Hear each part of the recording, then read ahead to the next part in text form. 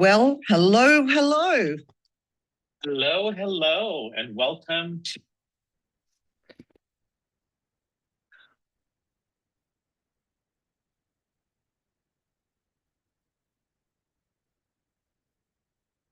Well, hello, hello. Hello, hello, and welcome to.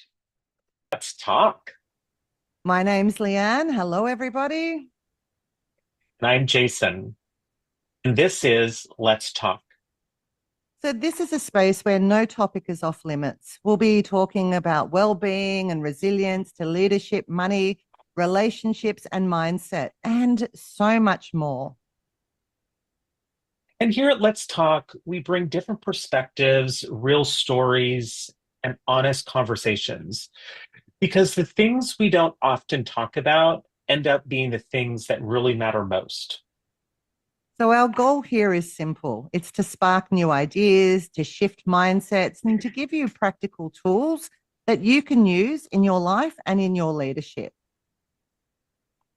So, today, whether you're tuning in for just some inspiration, some growth, or just a fresh perspective, Let's talk. And today, as you can see on screen, we have a guest expert, Rodney Lumsden. Rodney is a financial planner. He's been in the financial industry for more than 30 years and has experience providing advice to individuals, to families, and business owners. And now he focuses on veterans. So he spends a lot of time in the Defence Force DVA helping clients. And he's been doing that for a very long time as well. I can say Rodney is my personal financial advisor. So I trust him with my life, literally with everything in my life. He's also one of my best friends, and I'm so thrilled to have him here today. And Rodney, is there anything else you want us to say or anything you want to add in before we get started? Well, I think you pretty much, hello, Jason, Leanne. I think you pretty much got to the bottom of it. Excellent. The only thing that I'll actually add in for those on your continent, Jason, is that financial planners in Australia are a little bit different to what they are in America. So here, everybody needs to be licensed. They need to be fiduciaries, basically, like they need to give advice. They need to do the whole thing. It's not just that they're a salesperson for insurance or various other things. So I just wanted to highlight that because we're talking about things across the pond, so to speak. There are some subtle differences. And every time I've done a course on finances, I always ring Rod and go, okay, I need a fiduciary. He goes, Leanne, everyone here is a fiduciary. Leanne, Rod, I need this. Leanne, everyone here does this. So it is very different from what they do in America compared to what they do here around the financial planning game.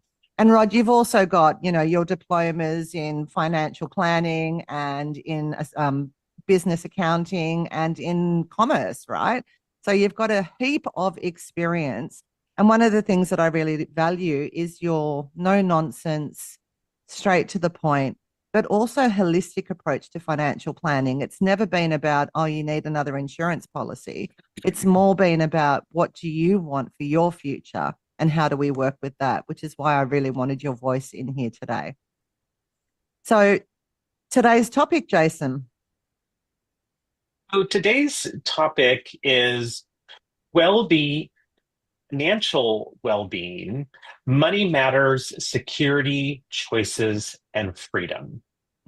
So much packed into title, and I know between Rodney's expertise and your additional flavor, Leanne, because I know you have some finance background as well. I think today's conversation is going to be really rich. And I think, too, it's kind of coming at a perfect time of year, right? Like with the holidays and the end of the year is upon us.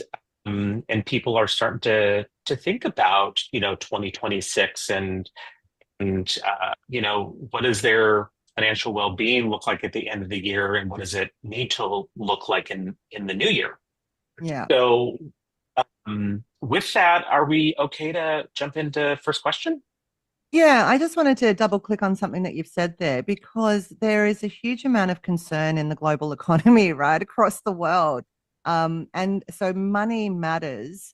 kind of top of mind for people, and the stress around money can create a huge amount of um, dis-ease within people's psychology, right? Like it's the number one thing that people talk about. It's the one thing that, divides marriages. There's so much emphasis put on wealth. And what I want to say is wealth is more than just money. It's choice, it's freedom, and it's peace of mind. And that's really the angle that we're going to be looking at this from today. Because that peace of mind is so important when there's so much complexity and ambiguity in the world around us. So how can we kind of have that freedom, that choice, and that peace of mind? And how can we create that for ourselves as individuals? Because money is a taboo subject. People don't like to talk about it, yet they think about it constantly. So we want to kind of shine a light on the things that can make a difference. Absolutely. And, I'm kind of one of those individuals who, who thinks about money a lot, and I'm very mindful on who I talk about it with. Yeah. And knowing those people that have the credibility in my life where I can just have an honest conversation.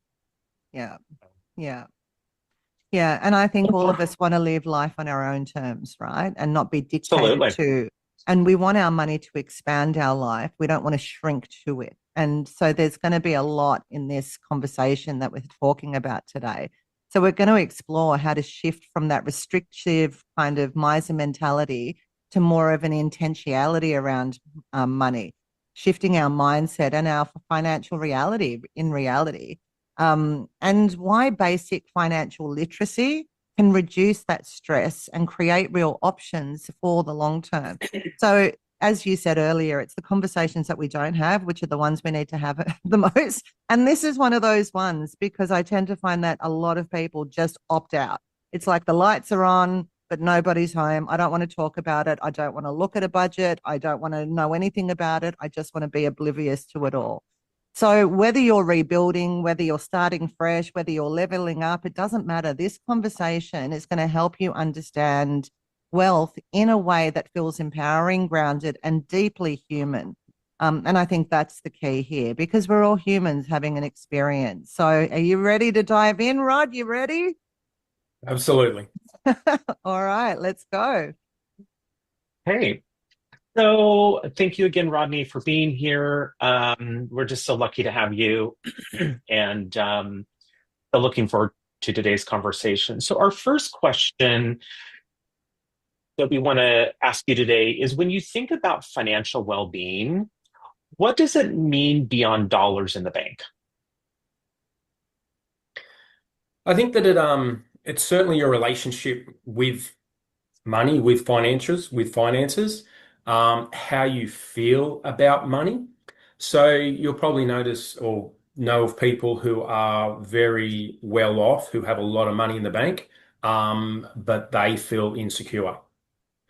And then you can go down the other side of the scale where someone doesn't have a lot of money, they might even be renting, or they don't seem to have a lot of material things in their world, but they're extremely comfortable. So there's no great definition about what is financial well-being. It's a relationship internally between our belief systems and how we feel and think about money. Yeah. It's very hard it's not something that you can just provide with a quote. It's something that you need to explore internally. And then start asking questions and start probing and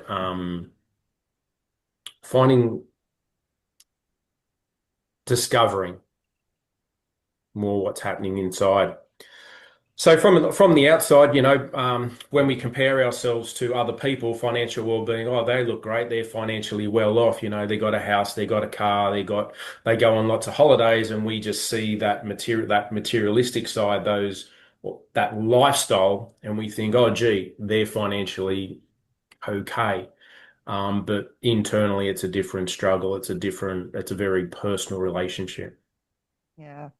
Thanks, Rod. And I would absolutely agree with you. To me, it means, the ability to be able to have capacity and calm and having a relationship with money that isn't fear driven.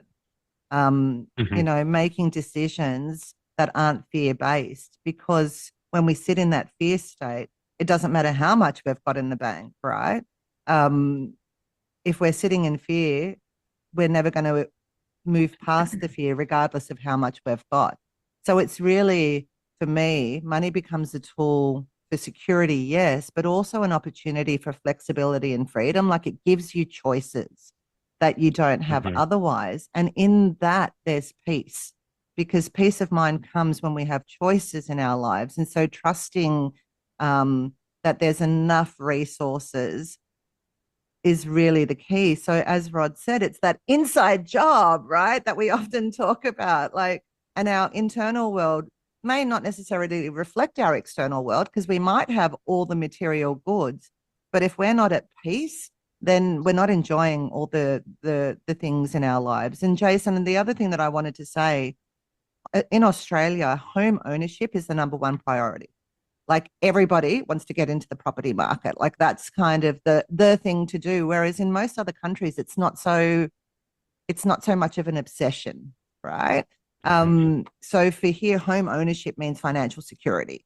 And yet people are borrowing millions of dollars because of the market and not enjoying it. And there's that scarcity mentality. So I just wanted to kind of highlight that, because I don't think the rest of the world has the same obsession as Aussies do for home ownership. Yeah, I mean, it's interesting kind of in the United States, right? Because I think it depends on where you live in the United States. Like in California, I mean, it is an absolute luxury to own a home in California. Like, I mean, and a home could be considered like an actual, home, with a yard and, picket fence and all that kind of stuff. There's also condo living and duplex living and all that kind of stuff. But, you know, especially in the bigger, more metropolitan areas in California, I mean, unless you have two healthy six-figure incomes coming in, home ownership is just not a possibility. Yeah. Mhm.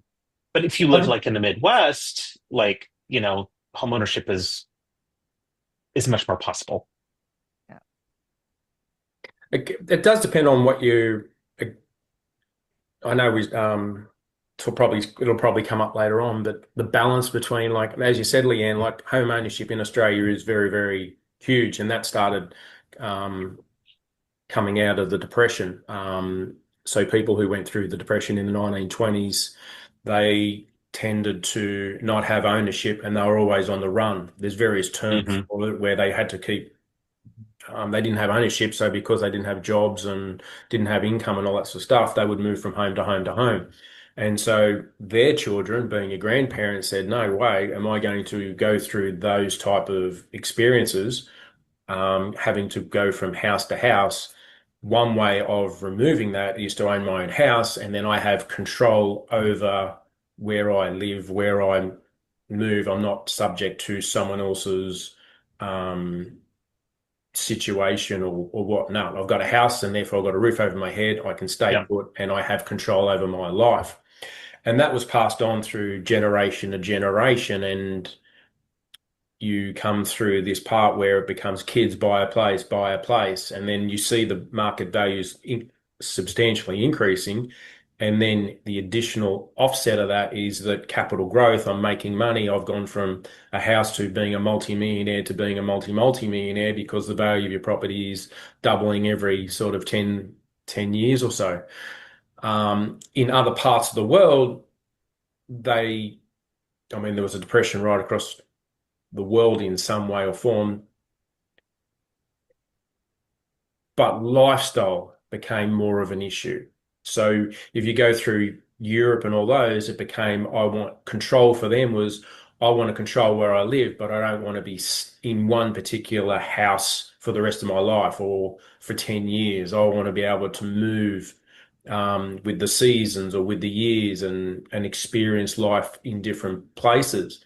So coming back to money, it does become like our belief systems and what's important, whether it's security or lifestyle, and how that projects into physical reality, into your lifestyle.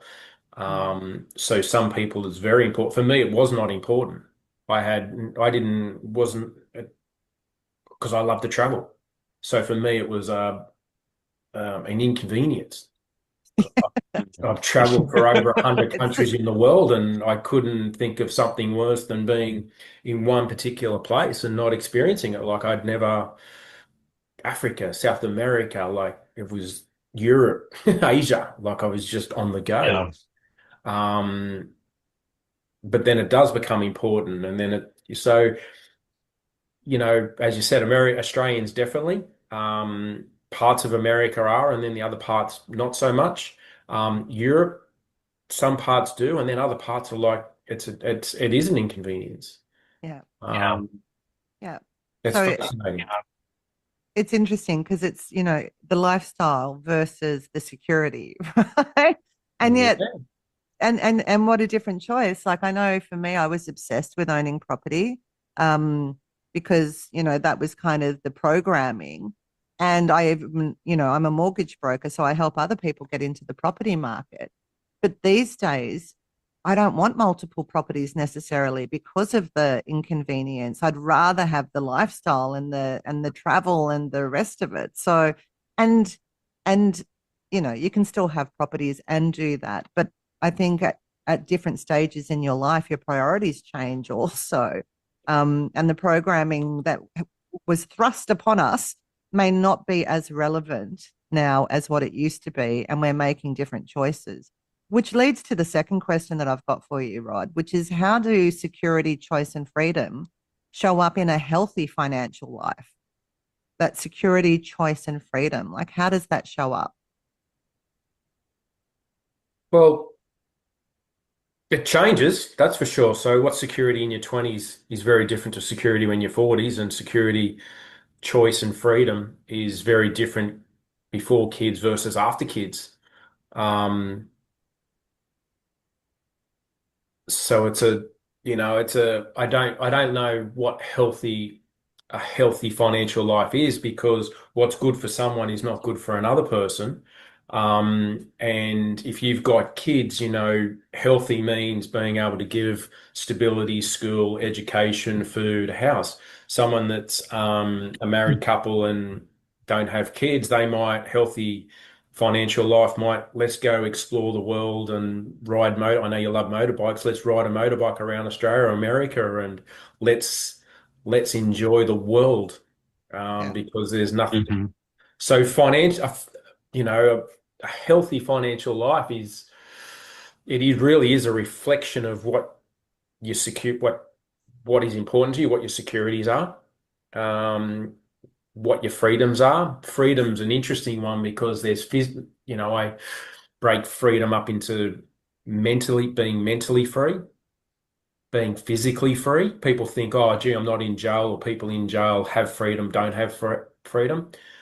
That's one form of freedom, but one that really hits our society today is emotional freedom, mental freedom.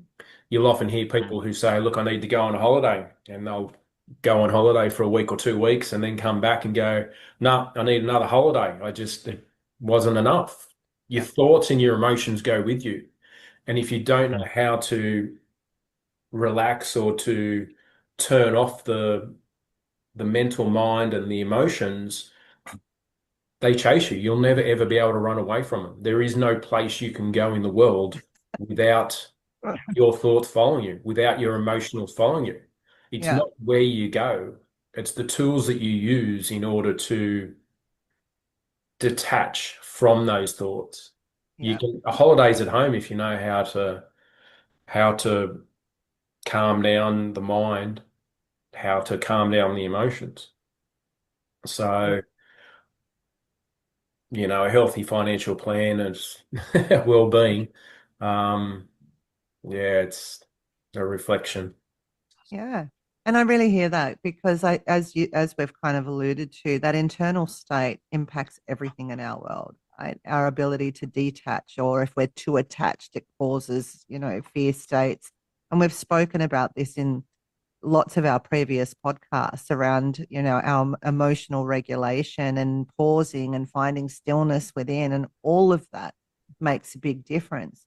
For me, if I think about a financial plan, or not so much a financial plan, but a healthy financial life, it kind of has three layers. The first one is security. Like, you need enough security so you're not living in panic state. So whether it's to have buffers or have a little bit of a plan or a mud map, or at least some clarity, right? Around, where am I heading? What do I need right now at this point in my life? So that's that security piece. Choice to me is the next layer, and that's being able to say yes with or no without panic. So again, having the choices to make decisions based on where I'm at rather than based on fear state. So that is choice. And then freedom is the top level for me, or the next level. And that's really about having options. So is it that we want to go traveling on a motorbikes around Vietnam? The answer to that is yes, by the way, I'm in. But having choices, having options, and not just obligations. And if we look at these three together, it gives us that sense of agency instead of that sense of stress. So it is an inside job for sure. And we need to live in the world as householders to a degree. So what do I need to live? And what then is going to give me that next phase of freedom and choice, as opposed to that scarcity and obligation and just living from that state. So it's a really interesting conversation. Yeah. Because you're absolutely right, Rod. We can have holidays at home, staycations, if our mind is right. Otherwise, that can feel like prison. And it doesn't matter what you got, right? It's the thoughts that we have, and the stories we tell ourselves that make the difference. Sorry, So with your Jason. choice, what do you think? Like, I hear what you say. Like, security is important, but security means something different for everyone else, depending Yep. on what your belief system is and how you see it. I do. It is. Imagine your kids, and your kids want some lollies. And so the choice is, Mum, Dad, can I have some lollies? And you're like, so there's an experience, there's a want, and after they have three or four lollies, they say, Mum, I want another lolly. Mum, I want another lolly. And after 10 lollies, Mum, can I have a candy?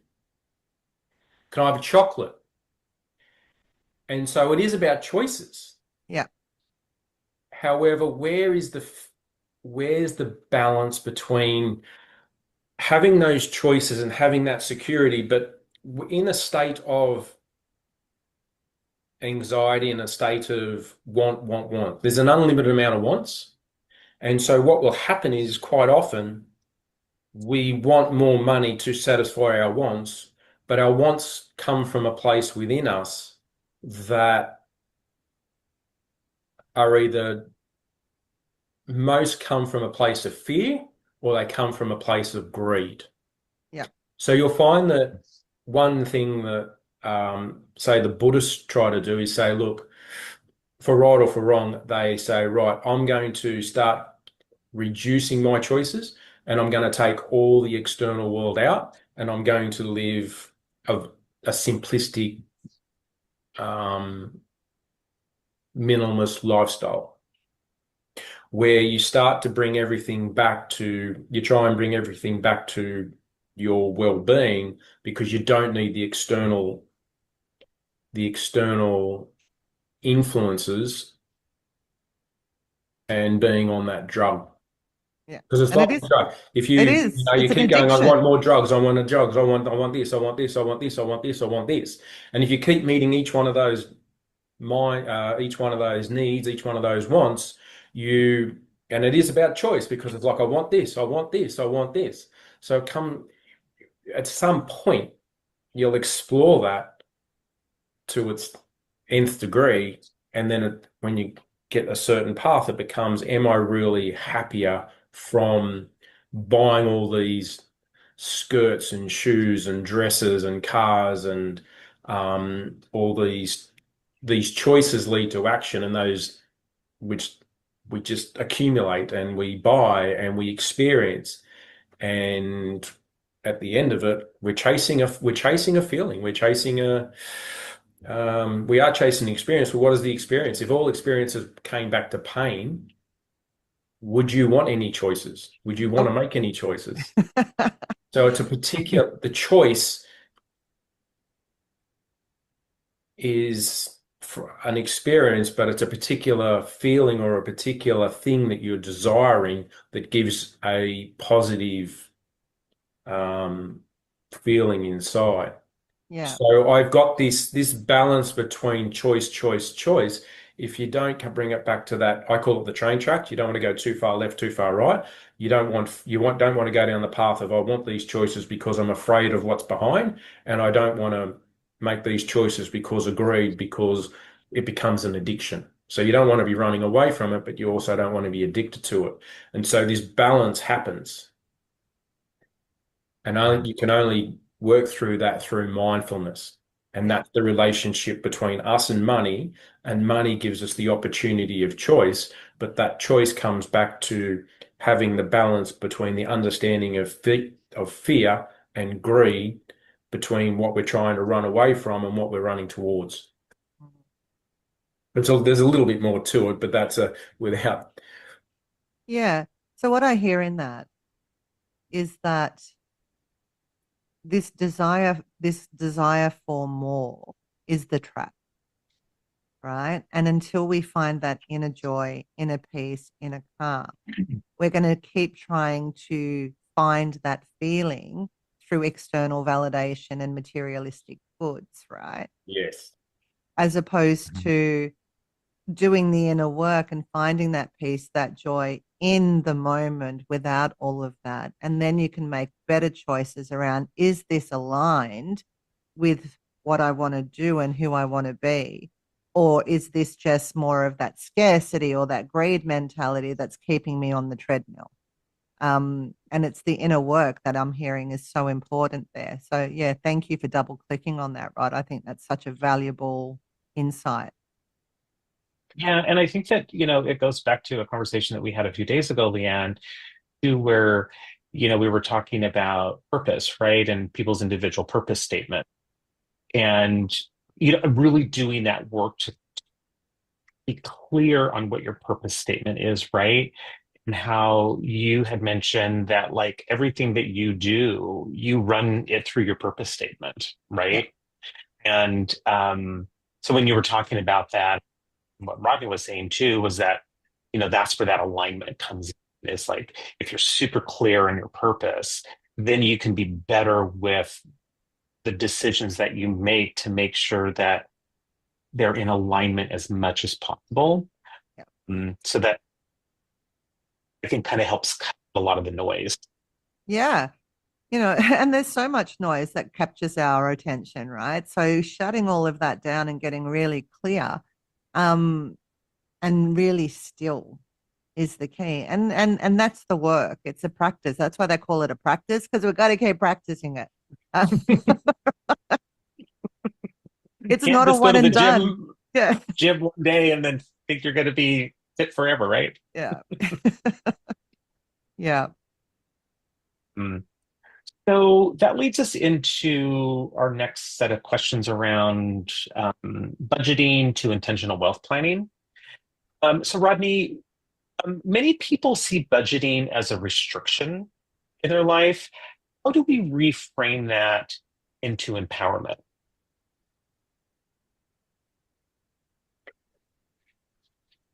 Budgeting's yeah, people do see it as a restriction, but again, it coming back to greed and fear. Um, Restriction, they they that ego of I want is the part that says I'm restricting myself.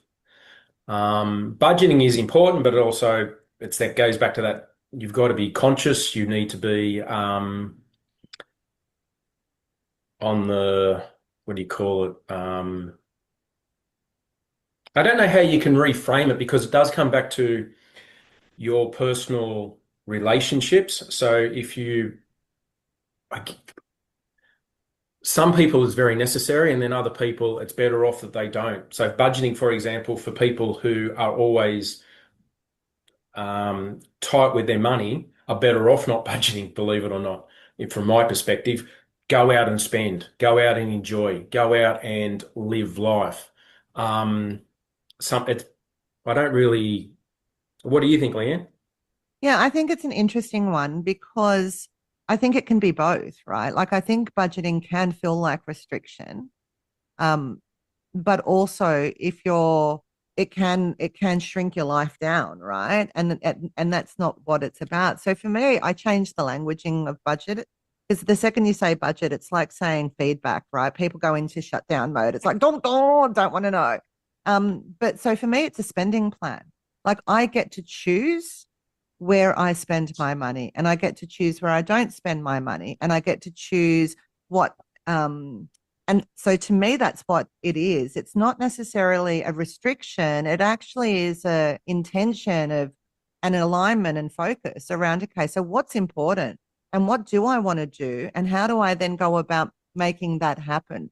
So it actually can expand your life and expand your views, especially if you align it to your values and what's important. So if I'm highly anxious and if I'm always really, I'm not going to spend anything and I'm not going to enjoy my life, and that's not great either. Like I remember listening to this book recently. It was called Die with Zero, and the chap says something like, um, people hoard money for the end of their life, but they don't enjoy the journey. And that's not what it's about. So for me, this spending plan allows me to enjoy the journey and have a bit of a nest egg at the end, but not one instead of the other. Like you need to kind of consider a little bit of both. So that's my take on that. Rod, do you have anything that you want to add? It is that balance. Yeah. It is very much the balance between you don't want to be saving everything, but you don't want to be spending everything. You want to live in the moment, but you really do need to enjoy the ongoing journey, which is why, like, with budgeting, it's such a tough. Like when I'm sitting with clients, it's some days like there'll be a lot of people do need to budget because it's a reflection of going back to the previous question where the greed, I want, I want, I want. So by budgeting, you help move away from I want to coming back into bringing that intention about what is it that I really, really want? Where is it that I do want to spend my dollars, as you just spoke about?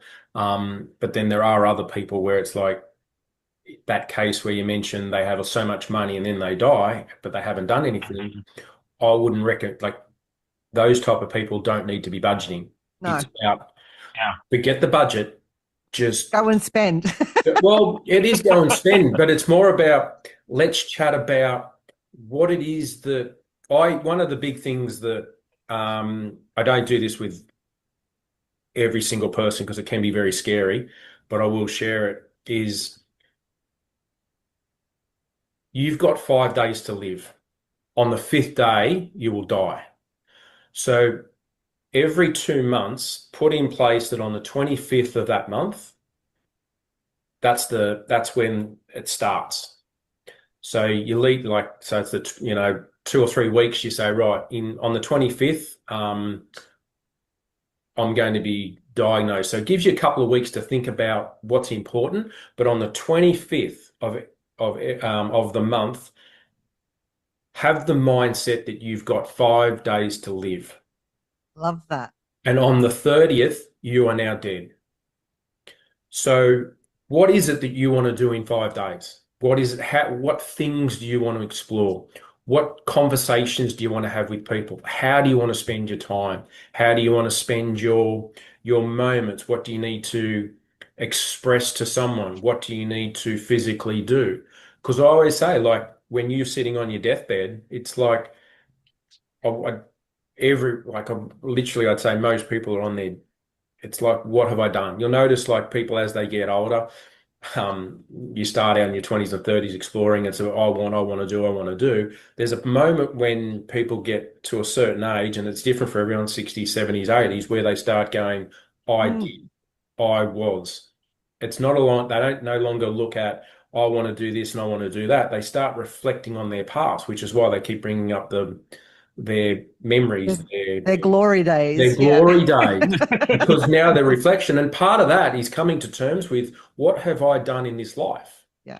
It's part of the Mm. reason why I believe people have midlife crisis, because they go down a certain path and then they have this realization of, oh shit, there's a miscommunication with the inside of me about what I want and how I feel. I've got the whatever job, I've got whatever family, I've got whatever money, I've got whatever things in life, and it's like, but now that I've got it, I don't really want that. And then they've got to jump to another train track to go down a path. And that's a midlife crisis, because it's like, stop, oh my God, what's going on? And then you're like, crazy, not crazy decisions are made, but in a good way. It's like, I was going down this path of CEO, or I was going down this path of um, mechanic, car, whatever it is, and then all of a sudden they change shit, and you're like, man, you were so different before and after, Yeah. because it's, well, they went down a path, didn't really like it, so now they've had to jump to another path, and they walk down that golden path. Yeah. To me, that's the should path versus the soul path, right? Yeah, Like I should be doing all of these things, the job, the society house, says. that's what our programming is, but it doesn't necessarily feed my soul, right? And to me, Mhm. that's where midlife crisis kicks in, because you kind of go, hang on, I've got less life in front of me than behind me now. And what do I actually want that life in front of me to be about? Because the way it's going, it doesn't fulfill me. Yes, I've got all the things, but I'm not fully expressed. I'm not fully living.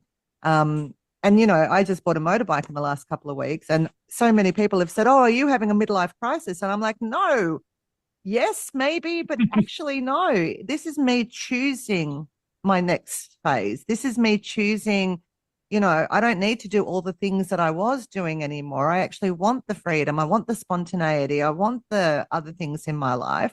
So, is it a midlife crisis, or is it me honoring me? Is it me honoring that internal compass, right? Which is saying, hang on a second, what's it all about? It's not just about work, there's more to life. And it's not just about money, there's more to life. So it's experiences. Years ago, I did this seminar with this gentleman who did a reverse bucket list. So rather than all the things that I'm going to do when I retire, it's all the things I'm going to do before I retire. And I thought that was a beautiful way of looking at it as well. So it was, who's somebody that I'd love to meet, who, that would inspire me, what is a holiday that I'd love to go on, what is something I'd like to contribute to or make a difference in. So it was this kind of life list for before I retire, if that makes sense. And I really loved that. So I'd encourage people to think about that. What are the things that you want to Can I do? add to that? I Yeah. also recommend and have done all the things I don't want to do. Yeah. Mhm. So, like for one was, well, like I've done some crazy things. Right, some of them I don't recommend, like driving a car doing 90 kilometers an hour with your eyes shut. Do not do that. We are not Yeah. advocating doing that.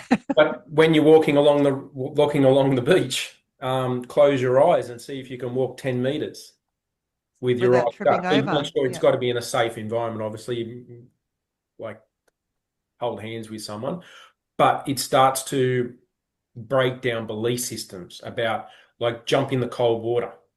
Again, consult doctors and all those different things, but going for a walk in the rain,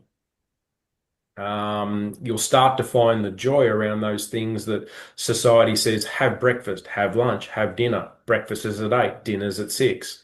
Wake up at 6, go to bed at 10. You start to unravel those belief systems by challenging um, what's happening inside your mindset. So yeah, have the things you want to do within 5 days, have things that you want to do before retirement, have a look at what actually controls you by things that you don't want to do. And if you write the list down, then you can actually start to become aware and study or look at, why is it that you don't want to do it. Some of them will be, don't do them. Mm. Do not do them. And other things, it's actually fear that's controlling you. Yeah, I love that. It's not just a to-do list, it's a not to-do list as well. The things that I'm no longer going to do, which is just as important, right? Because it gives you that freedom. And I love the term unraveling because we do have to unravel all that conditioning and domestication that's been thrust upon us, most of which we didn't choose. And we're living in this kind of well, we're existing. And what I, want to encourage people to do is shift that mindset from just existing to actually living. And the shift of mindset is so important, right? Because, oftentimes you hear people with stories around, I can't afford that, or I can't do this, or, this miser mentality or this kind of thing. And I know that I've experienced it myself. And I know I've spoken to you about it, that sometimes this scarcity mentality kicks in around, oh my God, I can't afford to do that. And one of the things that I highly recommend is just changing your language, because if we can change our language slightly, everything else starts to change. So again, instead of I can't afford it, thinking about, well, how can I plan for that? How can I afford that? And that then shifts our motor neurons into, and it shifts our nervous system, right? And it gets us into an idea around, well, hang on, it could be possible, as opposed to, no, it's not possible. So how can I, as opposed to I can't, around anything is really important because it does ignite the functional part of our brain, that prefrontal cortex, but also our motor neurons, which get us moving. So I think I just wanted to highlight that because neuroscience shows that curiosity opens the prefrontal cortex, and that's where ideas live. It's where solutions live. It's where insights live. It's where our experience lives, right? The choices that we can make with knowledge. So, how can I, as opposed to I can't, is really the mindset shift. I think some people Yeah. find that very difficult to. I absolutely agree with that. I think people are going to find that a big struggle. Mm, It takes time. It mm, takes a lot of effort. There's different ways you can work through that. It certainly just doesn't happen. Go to bed and wake up and hey, look, you've got to do the work. It might involve writing it down. I believe, I believe, I believe. So there's the written version. It might be that you verbally speak it. So whether that's with a psychologist or with a friend, making yourself accountable and responsible, because when you hear the words come out of your mouth, it adds an extra layer of depth to it. The yeah. other one that's also very powerful is to look yourself in the mirror, Mm, the word, Mhm. because it goes straight to the mirror, comes back, and you cannot avoid. yeah. I No. love mirror work. I think it's great. And just to add to that, I actually record my own voice doing the I am statements. And then I play it back. So it's my voice talking to me.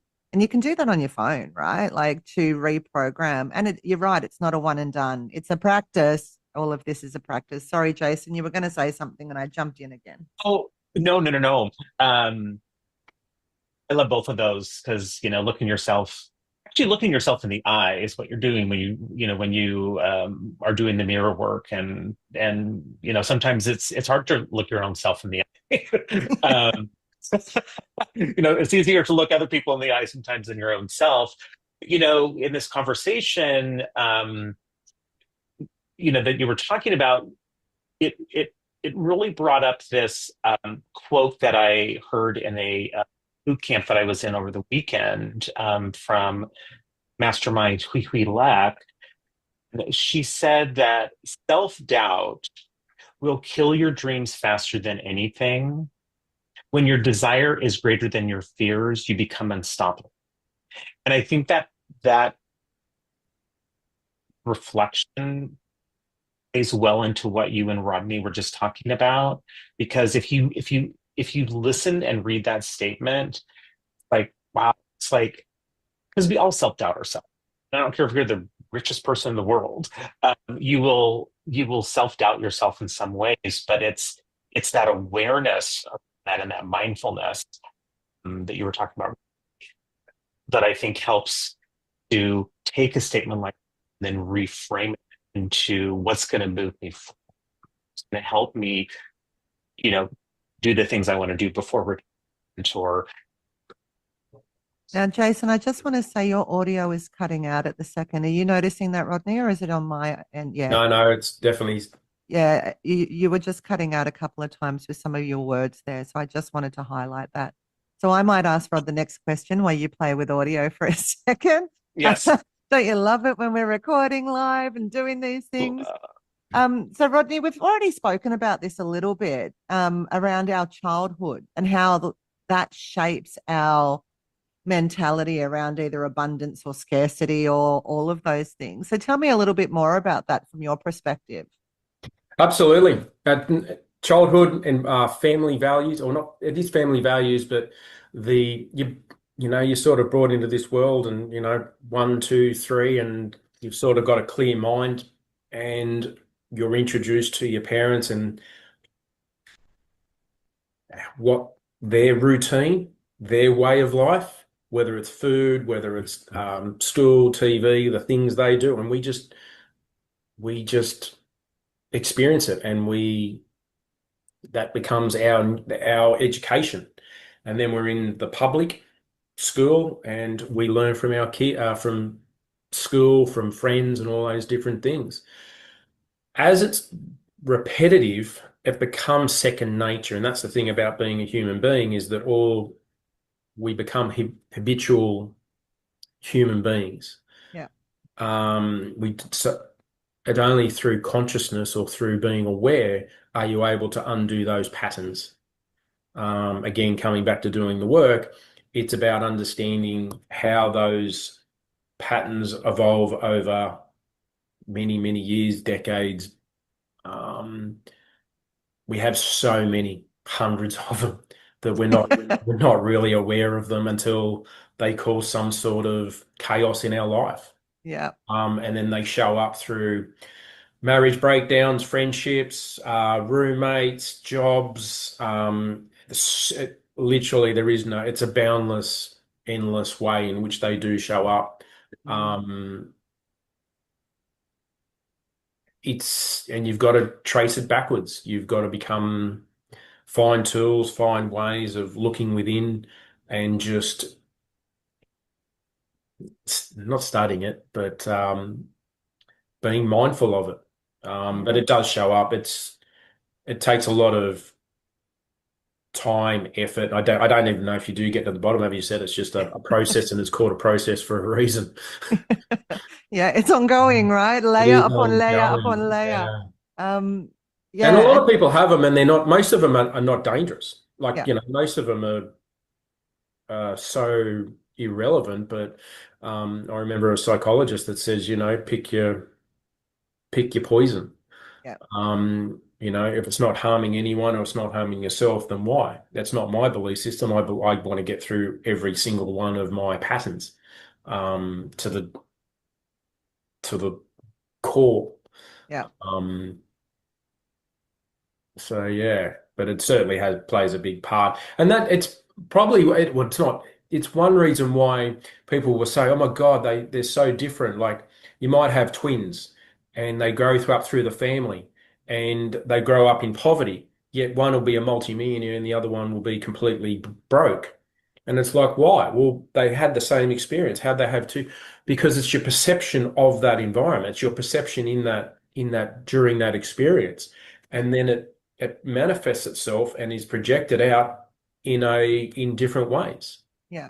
So Um, one will go, I can't do that because like I came from a poor family, and the other one will be something like, I'm never living like that again, but right? yeah, So it's it, about that internal, it's exactly the same truth or experience, but it's perceived yeah, through our senses of hearing, touching, feeling, and it hits inside. And then once we've perceived it, we then put our own truth to it, and then that becomes our own belief system, and then it sits there, and then later on it's like that's never going to happen or that is going to happen, and then we regurgitate and we go, it's expressed in or manifested in a different way. yeah. And if I can double click on that, because I think it's such an important thing. Most of our money stories come from our parents and Mhm. families. So most of us have got a story of something like, and I'm not saying all, but a lot of us have got stories like money doesn't grow on trees. Like if you've heard that, hands up. Or, making money is hard, or we can't afford that, or, like you've got this imprinting, which is actually affecting our nervous system and it links money with fear. And it's why so many people have a struggle point around this, particularly. And then that becomes our internal dialogue. We don't remember them necessarily programming us with that, but that's become our internal story. And unless again you do the work and you unpack these things, that's going to subconsciously run in the background. And our role is to really make the subconscious or the non-conscious conscious. Like we need to shine a light on those things, those patterns of behavior, those belief systems, because regardless of how much I might do affirmation work and I might visualize, if I don't change that nervous system response, it's never really going to happen. The identity within needs to change in order for our external world to change. And that is the undoing and the unwiring of all of those patterns that have come from those around us. Yeah. So can you hear me now? Yes. Awesome. One of the things when you were talking about that, Leeanne, kind of that, that narrative that individuals have inside themselves. And, it made me think that, I think a lot of people's narrative, and I see it a lot here in the United States, comes from like, wartime, right? Yeah. Like during World War II and the Depression and all those different times where there just wasn't a lot of money. And, so those grandparents conditioned their kids and then and then the conditioning kind of just keeps on going. Yeah. And I mean, not that you can put every person in one bucket, right? But it is interesting when you take a step back and you look at the totality of the bigger narrative that's going on societally in society. Like, I see that so much more than I don't see it, of where people's story and narrative around money comes from. And why they are scared to, make a spending plan or do this or do that, because it's like, it's easier not to talk about it a lot of times than it is to like talk about it in whatever talking about it means, right? Yeah. So I just wanted to put that perspective in. Thanks, Jason, because just something you said triggered a thought in me then. It is easier to, ignorance is bliss. They talk about this, ignorance is bliss, right? But the truth is, ignorance is not bliss. Ignorance is just your comfort zone. And once you lift the rug, as I talk about in every session, and you start looking within, you can't go back. So once you start doing the work, like you can't ignore it, right? So then you can't undo it. You can't undo it. So it's like, oh God, so it's an ongoing journey and process, and it's liberating, but it's messy at the same time and uncomfortable. And so most people don't want to kind of do the work, but what you get from the other side of it is so much more peace and freedom and evolving is always hard. Yeah, evolving. Change leading to evolving. And when you evolve you've got to go from what you were to the new, and that change is always difficult. Yeah. I would say though, like coming back to what you're saying, Jason, in the history, like just take the last 100 years, you look at, say, the Depression, and then from the Depression, you probably got 4 generations, like the ones that, depending on when the various parents had kids. And so that generation coming out of that Depression had that, and then that led to their parents, which led to, say, me, and then there's kids after it. The new generation aren't like, it's one removed. And so but as it starts to, there's slight changes. It's a bit like that Chinese whispers. Have you ever done that thing where you have like 5 or 6 people and you tell someone a story, and then they pass that story on to the next person and by the time it gets to 5 or 6 people, the story is so different. It's not even a facet of truth. And so the belief systems start to evolve, and they start to undo themselves, but they do create another story or another belief system. So the kids today, people always say, "Oh, gee, the kids today, they have no respect. They have no, they don't understand what it's like to go through hard times and that." Because the generation, in the last 40, 50 years that haven't had what was around in the 1900s, 1910, 1920s, 1930s. Then there was World War II. And so for the first 50 years up until like 50s, 1950, it was just, how do I stay alive? Security was just, nowadays with people, it's like they don't necessarily, it's as you're saying, no budgeting. It's like, I want to experience, but they don't necessarily have the funds for it, which comes to where's money growing trees, because the parents and grandparents had a very different experience where money did matter. Today, a lot of people are struggling, but they still find a way of actually exploring McDonald's, going to the movies and buying Credit cards, right? credit cards and clothes and all that sort of stuff, which was non-existent. How well would some of these fast food places be doing in 1928, 1930, and during the Second World War? Like, it was literally a different level of scarcity than what people call scarcity today. But I think today's generation can explore, and they have all these options, but I think they're starting to find out, and it'll take more time, more decades to actually realize, hang on, I buy those clothes, I buy all those things, and I get the immediate excitement and joy out of it, but it's not long-term lasting. Yeah, it's short term. It's that instant gratification rather than long-term fulfillment.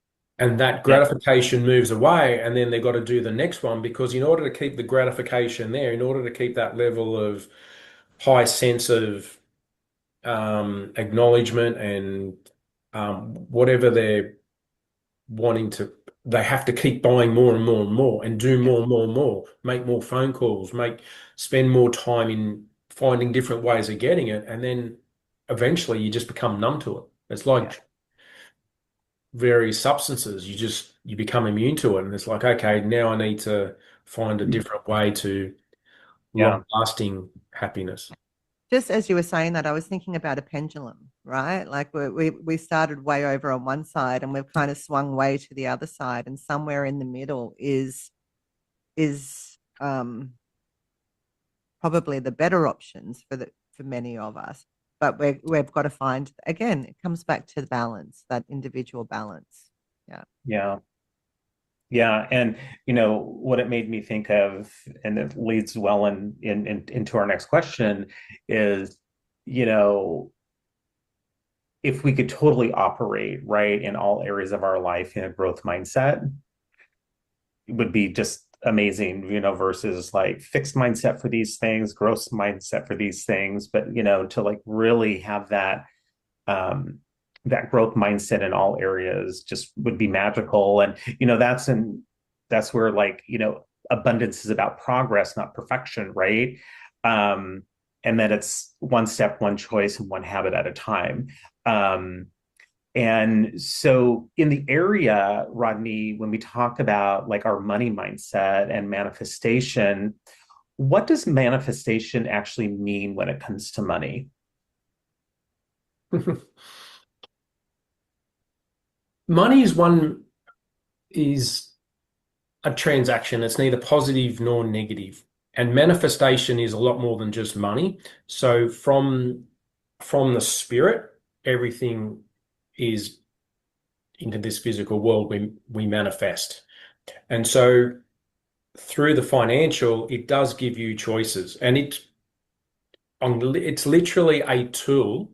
Finances or money is literally a tool to help us understand more about ourselves. Because whether you have billions of dollars and you've got unlimited choices in the world, or whether you're poor and experiencing that perspective, you're experiencing. And through that pendulum of whichever side of the train track you want, you are knowing more about yourself. You're becoming more aware of the self, becoming more conscious. Well, hopefully. Yeah, well, you definitely it's a you are you may not get the tick the box and it's gone, but you certainly, even if you do something 100 times, each step you're a step closer towards Yeah. getting becoming more conscious. That's, Yeah. even those that are completely unconscious are one step towards becoming more conscious. More They may not conscious. be conscious, but they're one step towards it. But I know. eventually that brick will hit them in the head, or that, what do you call the penny will drop. Yeah. Yeah, I often say the universe will whisper at me, and if I don't listen, it'll smack me upside the head, right? And I think that's becoming more and more aware. So thanks for that, Rod. And I agree because it does help us to identify who we are and what we're made of and what's important. Again, coming back to that alignment to values and various things. And for me, manifestation is interesting because I think people think it's this magical thing. It's magical, whimsical thinking, and I can just intend it, and things are going to magically show up in my world. And it's not quite that. So, manifestation to me is more around mental rehearsal, right? It's around, having a vision, having aligned action, actually doing the work, because the brain doesn't know the difference really between the truth and a story. So if we tell ourselves, I'm broke, I'm broke, I'm broke, then that's what we're going to see and live into. If we tell ourselves, I'm abundant, abundant, abundant, we're going to see more opportunities. We're going to see um, more, more things showing up in our world, and we're going to see more of ourselves in that because we've got the space to be able to actually learn more and do more. So you notice more of things that you would have potentially overlooked earlier because you're becoming more aware of self, of your value system, but also of things that are showing up in our world. So if you pair that with consistent behavior, money starts moving. And just to give you an example, I started doing this mantra last year around, money. I'm so grateful and thankful that money is hitting my bank account today, for the abundance of money hitting my bank account today. And I did that for weeks and weeks, and I really believed it. And what showed up wasn't necessarily money hitting my bank account. What showed up was I was traveling and somebody said, don't pay for accommodation, come and stay at my house. So it wasn't physical money hitting my bank account, but it was these things because I was living and experiencing and learning and growing and evolving. And then it was like, oh, how funny is that? That's money that's not going out of my bank account. So in a roundabout kind of way, it is hitting that, right? Or just little things like that. So we start noticing more of the abundance, which shifts our focus. So I think that it's not magical thinking and wishing. It's actually choosing to focus on something with intention and then noticing what's going on around you, which is all about our inner journey as well, right? Because we've got to get out of our own way to do that. And I think what I hear a lot too is, I want $1 million. I want this, I want that. And I think you put it on the nail on the head there when you said, someone come stay at my place. So it's not the money that you focus on, it's the experience, or it's the that you want to live. Yeah. Don't worry about how it's funded. The intention is not, oh, I want to win lotto, or I want $1 million. It's what the money can do. See, people want money, but they don't actually understand. They just, because money leads to a lot to power and control. With money, if you've got money, there's a lot of control and a lot of power that you can have on family, on wives, on husbands, on kids, on the people around you. And some Yeah. people are addicted to that, and that's its own little conversation around between how that plays out around you and why. Because people don't care, may not want the money, they want the power, or they want the control. You'll see that at government levels, um, in terms of how that plays out. But at an individual level, I always say, like, well, what do you want the money for? Yeah. Like, what? Because if money didn't give you an experience, or money didn't buy anything, then what would you do with it? Yeah.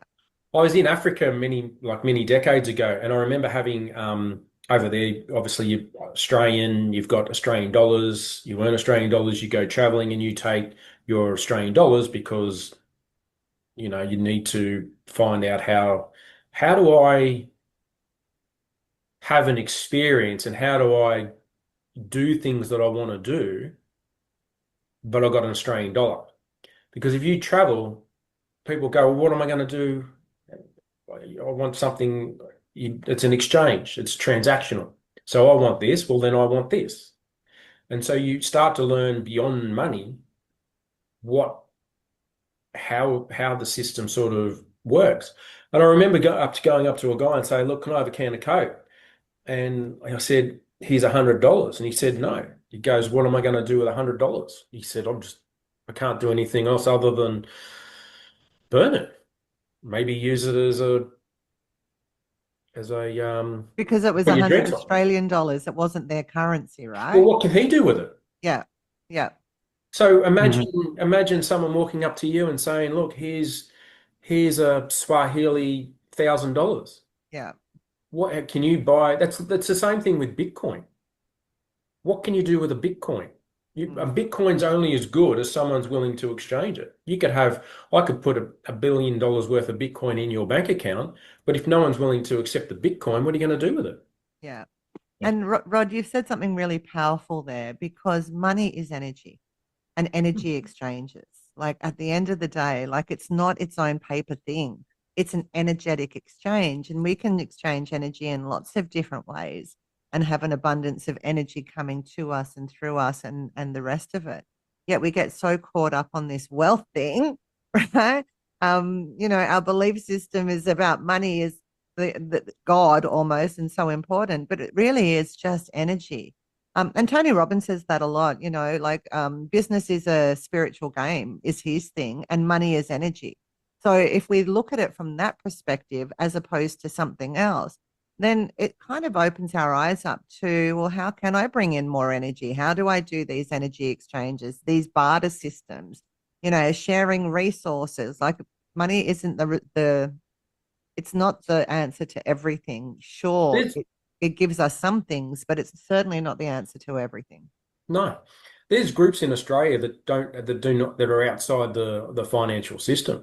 Yeah, That, like, for example, if you want a Big Mac, you don't have to exchange money. Just go up there and say, look, can I clean the toilet? Can I mop the floor? Can I do X, Y, Z? Or ask them, what can I do for you yeah, in exchange for food, yeah. for So a it's burger, going for back to fish and that chips? barter, that old barter system almost, which is energy Mhm. exchange. Which is where money came back from many, many hundreds of Yeah, years ago. It became, well, hang on, here's 3 bananas, I want 2 oranges.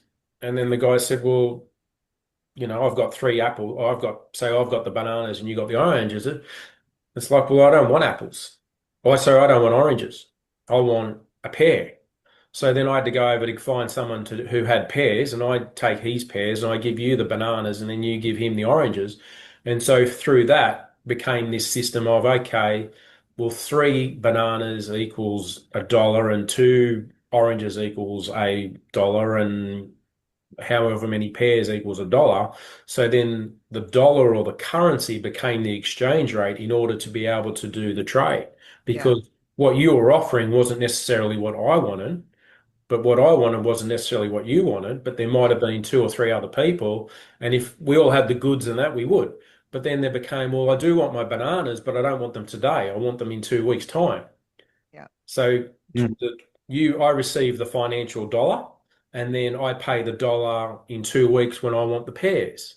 And yeah, so this exchange would happen between how many, whatever it is, goods you were equals $1 or whatever it is, and then also the timing of it, whether it was today, next week, whatever. And so currency, from my perspective, was invented in order to yeah, be able to do that that that exchange.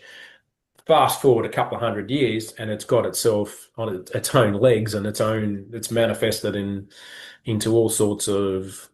It's got well away from that transaction onto now where it becomes addictive to either fear of not having it or greed that I want more of it. that whole hoarding it.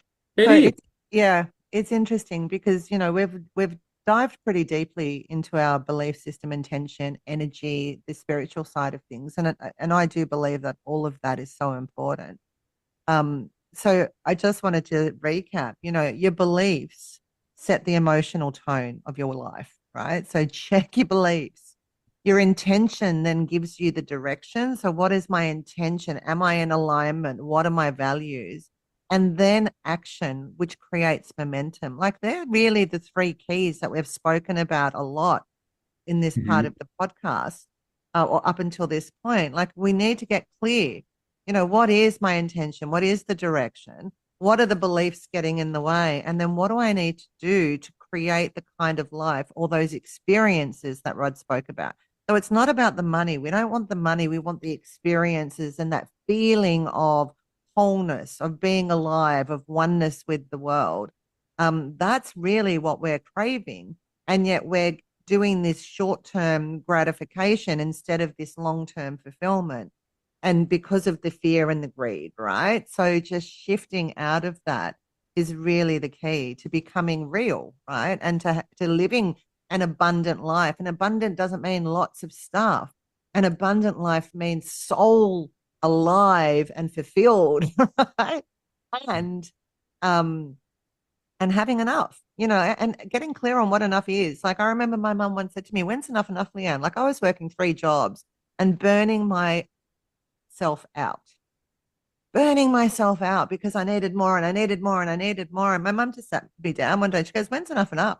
And it kind of just looked at her and I'm like, I don't know. When is enough enough? But it was a great question because it got me reflecting and thinking, actually, what am I doing this for? All my friends have traveled. I didn't travel when I was younger. I worked. All of my friends had all these experiences. I didn't have any of that because I was accumulating security, right? Because that's what was really important to me. And I feel like, I missed out on a lot back then. I'm making up for it now, but that's not that's by the by. But I was trapped in that rat race of accumulation and security and more and more and more. And then one day I was just like, that's not the life I want. And really had to kind of shift out of that. And that scarcity still kicks into me because that habitual thought pattern had been there for so long. So I see it creeping its ugly head in, but now I can catch it pretty quickly and go, no, actually, I am abundant and I have experiences and I love my life and I do cool things, and that's really what's important. And that's what it's about. It's not about the accumulation of money and resource, and because that just feeds into that fear state. Yeah. So, Rod, if I had to ask you, what do you think is basic financial literacy? Literally an understanding of all the terms. You need to be in, like most things, being educated helps. It brings empowerment. Being informed brings empowerment. So through that financial literacy, if you can understand, you become aware of the terms, you become aware of like budgeting, you become aware of saving, you become aware of spending, you just become aware. And because you're informed, you can make more choices. You have more, I don't like, it is more control, but it's a good control. Like it becomes like an empowerment control, Yeah. where you're on top of it. Imagine driving a car and not having any skills. You can drive the car, but if you didn't have any skill sets, You'd be bunny hopping it along the way. you're literally learning on the job. But Yeah. before you jump in the car, if you knew a few of the rules, a few of the stop signs, a few how to turn left, the blinkers, how to turn the motor on, um, how to stop and start, through that literacy, it's a much smoother roll and you have more control over where you're going and the journey itself. Yeah. And, just to recap that, it's my favorite saying to people is knowledge is power. And that's the power to make better choices and better decisions, right? So I think it's so important that we do learn and not kind of get into that fear state and shut down, but actually lean into the discomfort and ask questions, have conversations, get people who, have got some skill and expertise and pick their brain. It's really important because the more you know, the more calm your brain becomes and the more then that you can make those good choices. as opposed to living in that fear state, an anxiety state, right? An avoidance state. You're actually taking, I don't like the word control either, but you're actually taking it's agency over your life. That's what it gives you, that agency over your life. You get to choose. And I think that's really important. Jason, I'll go to you. Yeah, and I guess with what you just said, Rodney and Leanne, if there was like one piece of knowledge around financial literacy, one nugget, one gold nugget that everyone should have, what would you say that is?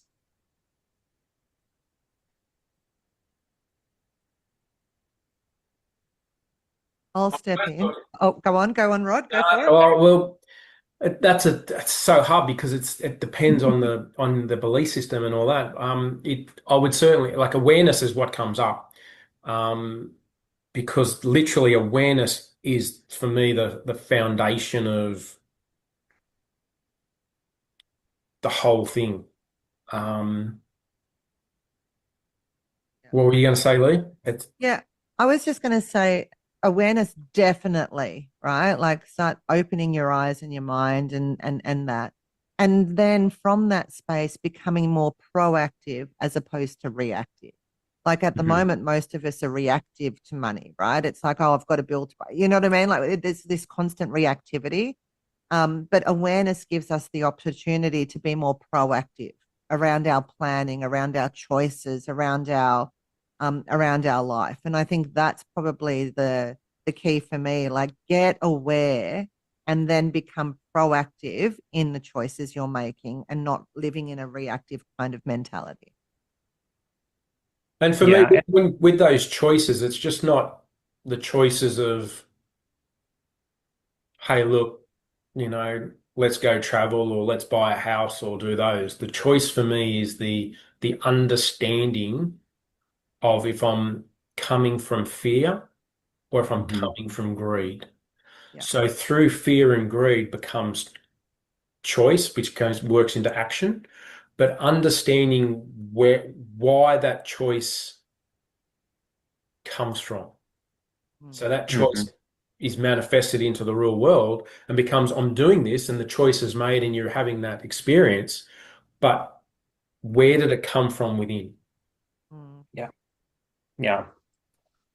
Because coming from a place of greed or coming from a place of fear, both those start to control your life. So you might be experiencing and making these choices and they're ongoing, but if you don't have the awareness to bring it back to understand those cycles of these choices that are being made, it makes it very hard not to change that behavior, to Yeah. change that cycle. Yeah. And you say the word choices, and another word that we could use there is options, right? Like it gives you options.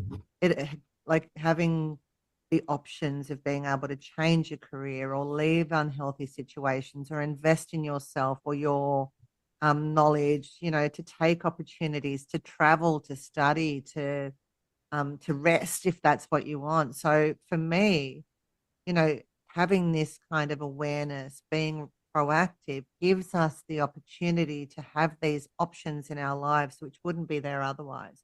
And I Mhm. know so many people that get stuck in bad situations because of money or because of the lack of it. They're in a job that they hate going to for 8 hours every day for years on end because they're chasing the carrot of financial security, or they stay in toxic relationships because they don't have the options to leave, or they haven't thought about it. They haven't been proactive about, you know, learning enough about money and how it works to make different choices. And I'm no judgment. Like I've been stuck in my own quicksand at different times of my life. So certainly no judgment. But awareness gives you that ability to start thinking differently and doing differently.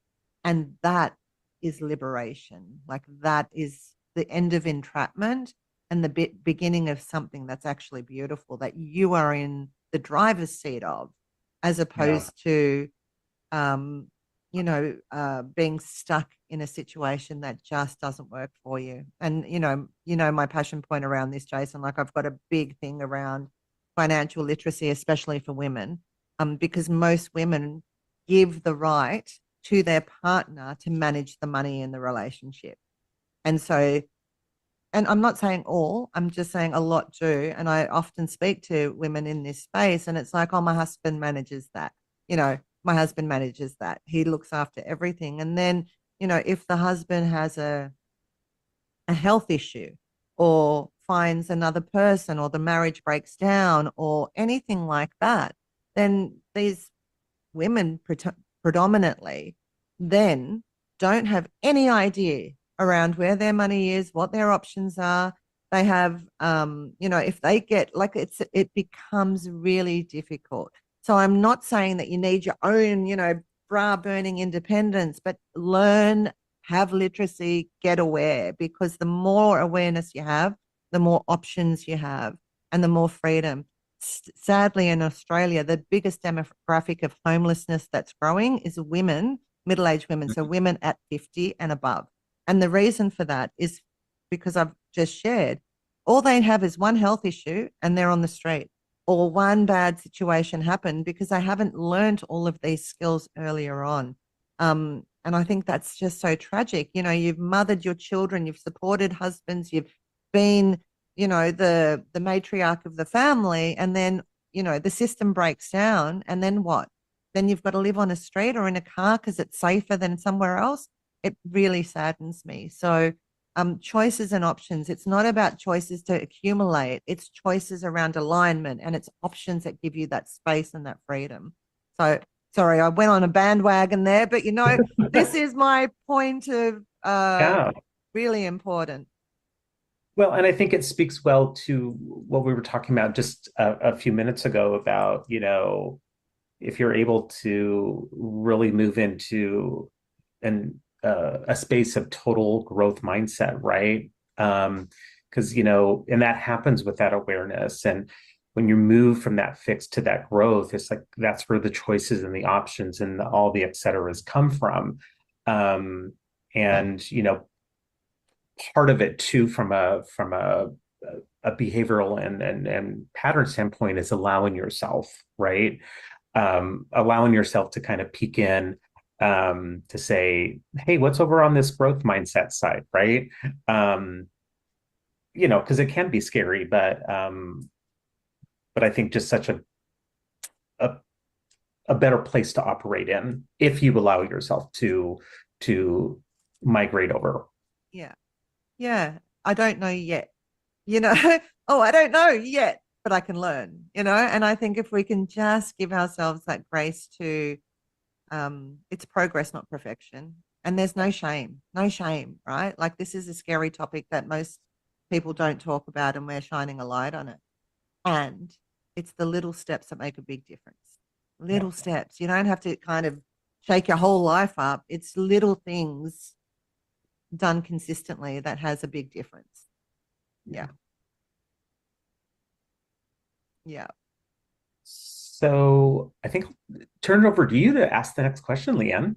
So, Rod, I mean, I've already kind of alluded to this one about it being little steps, but how can somebody start building options, even if they feel like they're behind or they're stuck or they've got nothing, or, oh my God, you know what I mean? Like, how can somebody start? Breathe. I love that. Go back to the breath. Yeah. Pause. Certainly need to pause, certainly need to breathe. The mind really does tick over quite fast, and especially in today's world where, money does play an important role in our day-to-day life. Keeping up with the Joneses, keeping up with, with the family and our belief systems around that. We have this mask, we have this appearance of what we should do and how we should do it. And so I would certainly say you need to breathe. And then it does come back to like looking at your belief systems and also looking at the type of experiences that you want. Belief systems, is nothing. It's literally believing something is true. So in your mind or in our minds, belief is something that we believe is true. And they're like walls inside the head and they need to be knocked down. Even not having a belief system is a belief system. So everyone has a belief system, you know what I mean? And I'm a big fan of trying to knock down as many walls as possible. So looking at those belief systems and knocking down the walls. And it's the same with the experiences. It's so easy to say I want to jump out of an airplane or I want to have a helicopter or I want that. But like money, what is it that's inside that experience that makes you want to have that? And you can do that beforehand or you can do that during the experience. So if you took your love of wanting the motorcycle, you could sit down and do some pre-work on that and you go, okay, what does the motorcycle give me? And understanding why, like, what is it? Why is this external experience going to satisfy me inside? What's my relationship internally with the external experience? Because it is an exchange of energy during that experience. So getting on, not on top of it, but having some awareness around, okay, your expectations and what it's going to fill with inside you makes you become more aware, more conscious of your relationship with that experience. You also need to go through with that experience because it's only when you're in that experience that you're living that moment that you actually feel what's actually going on. So in that motorcycle, when you're on it, it is the fresh air. It is the freedom of leaving the world behind. But then through that becomes, okay, stop signs and traffic and cars and then there's the weather and in that experience, so much emotion and so many thoughts arise. Yeah. So it's about experiencing that and the impact that experience has internally. And how that internal, then it's like an exchange. That creates something new that is then manifested outside. It's interesting because I did spend some time thinking about why did I do that? Like that was a compulsive purchase, right? Like it was really like, oh my goodness. And what I came down to is that for me, and this is just to speak to Rod's thing about really, looking within, like what is it? And it wasn't about the bike, although I do like that. But what I have found is that when I'm riding, I am 1000% present. Not even when I'm driving am I 1000% present, right? But when I'm riding, I'm present, completely there in the moment. There's a sense of adventure. I can explore new places. It's social because I decided to join a motorcycle group and ride with others. So it gave me all of these different things in my world. It wasn't, oh, I just wanted this. It was, these are the experiences that will generate for me. Now, could I have done that in other ways? Possibly, but I also really like a bike. So it's not that we can't do these things, but if you're clear on the why you do it, then, and it is in alignment with who you're becoming, like not who you've been, but who you're becoming, the evolving part of you, the aware part of you, the part that's unraveling all of the constraints and starting to live your truth. If if it helps with that, then I would say it's not a bad option, whatever it is that you choose. But it starts with small steps, right? And so the question was, right, how can someone start building this even if they feel behind? My response to that would be just start.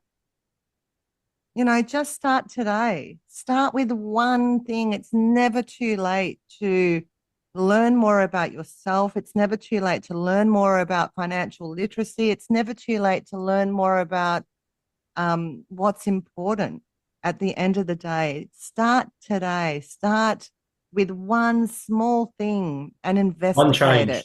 One change, one small thing, because then momentum builds and confidence builds and all the other stuff builds, right? And it will help you to propel you forward. So that would be my response. Just one small thing. Yeah. So maybe a weekly money date. with Yeah. yourself. Yeah, like actually start planning it and thinking about it and what do I want to do this week and start being really clear.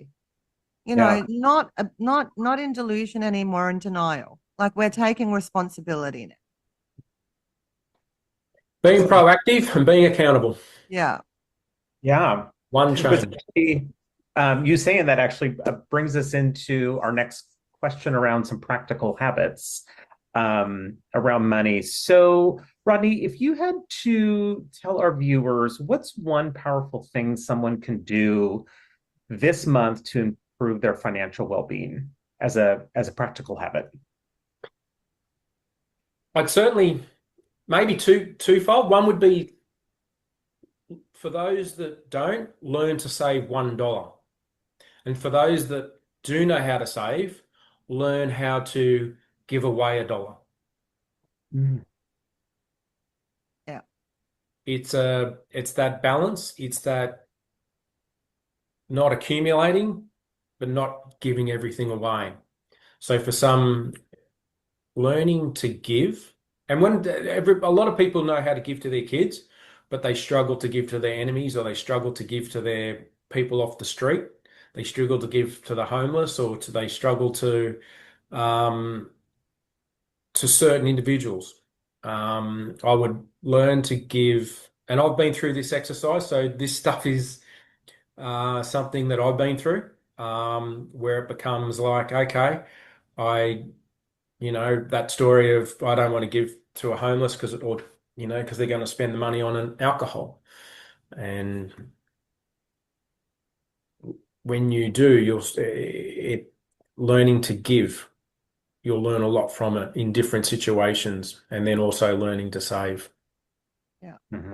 Because then you learn the balance. You've got to learn this side and you've got to learn that. This is from my perspective, so that or can always, otherwise the pendulum always seems this side or it's this side. But to be in the middle. Yeah, I love that. And the other thing that I would add to that is spend an hour every month just looking at where am I, what are my finances doing, and just get really clear on your expenses, your goals, your patterns. And if you can't do it, find someone that knows that is good at it, Yeah. and get tooled up.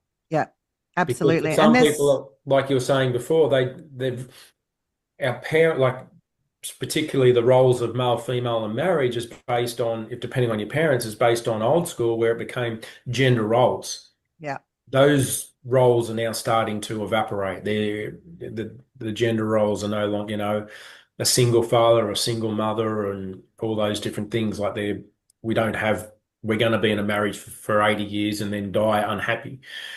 So if you don't have the skill set, find somewhere, whether it's YouTube, whether it's reading, whether it's a friend, or pay someone to learn how to get that skill set that you need. absolutely. You are worth the investment of time and energy. Like really, you are worth the investment. I And it's think never too late. it's never too late. It's never too late. If not now, when? And if not you, who? Right? Like it's those questions. Like it's now. Now is the time. And Rodney, just to add to that, what's one question you wish people would ask themselves about money? Oh, why? Yeah. Yeah. Because when you ask the why, you start to do it. It starts the conversation of digging deeper into the self about Yeah.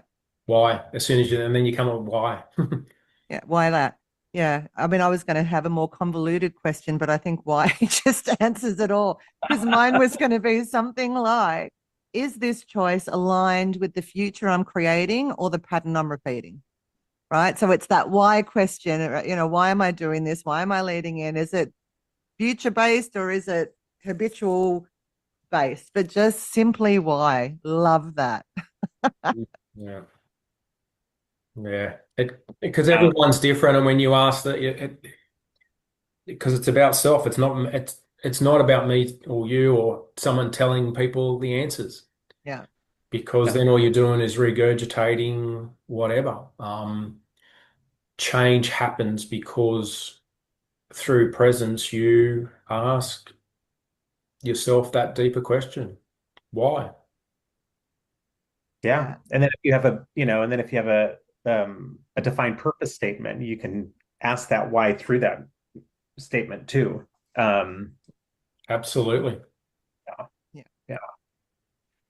Awesome. Well, Rodney, we're coming down to our last couple of questions for you. Okay. It's just been so insightful. Um, so our first closing question is, what's a money myth about financial well-being you wish people would stop believing? Can you say that one again? Yeah. What's a money myth about financial well-being you wish people would stop believing? Certainly, money is going to solve my problems. That's literally the biggest myth. They think that like through having money that I'm going to be happy. And at some level, some people can talk about it, but they still wish for money. Yeah. Mhm. And Yeah. I'd literally say that's the foundation of um, the money issues. Yeah. Mhm. And from my perspective, I would agree with that 100%. Money doesn't buy happiness, it gives you options. But letting that go, it can be interesting. And the other thing that I'd like to add to that is that wealth is not about income, it's about behavior. Because there's plenty of people that earn, as Rodney said earlier, big income and they are broke. And there's others that are modest earners, but because of the habits that they've put in place, they've built abundance, right?